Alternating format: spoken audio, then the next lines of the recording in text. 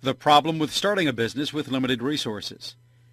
The problem with starting a business from limited financial resources is that there is a limit to the kind of businesses that one would be able to start. For example, it would be difficult to start a manufacturing company on limited resources. A person would need to be able to either buy or lease a place to house inventory, manufacture product, and utilize a specific means of distribution. All of these things are capital intensive.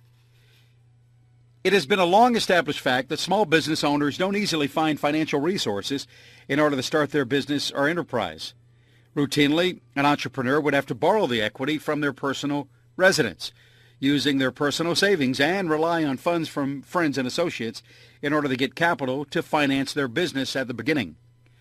Often, even with these resources, they find their funding sources insufficient. Investors as a source of capital. One avenue available to small business owners in the startup phase is to have direct investors. The upside to having an investor at the start of the business is that their capital can be used to purchase much-needed equipment and production resources. The downside to the investment model is that the owner retains less control over the company and its decisions. In many cases, this is a deal breaker.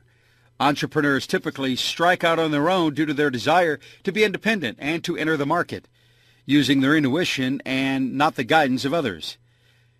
By inviting an investor, they are constrained to those things that will benefit this financial partner. It is for that reason that many times the cons outweigh the pros for small businesses starting up their enterprise with investor financing. Corporate sponsorship is insufficient as a form of capital for the long term. In recent years, technology and solo businesses have turned to large corporations in order to secure specific contracts and/or corporate sponsorship.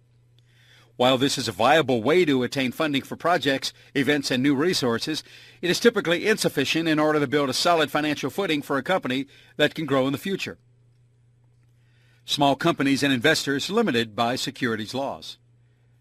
Unfortunately, smaller companies cannot take the route that is taken by publicly traded companies.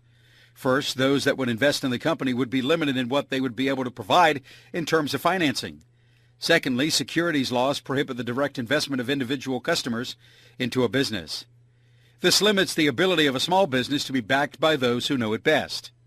Therefore, it is unlikely that a small company will ever be able to sell stock to those who would be willing to invest it. On the one hand, their stock would probably never be known to investors in the mainstream. On the other hand, those that do not know the stock and the company, its customers, would be severely limited by what the law allows them to do.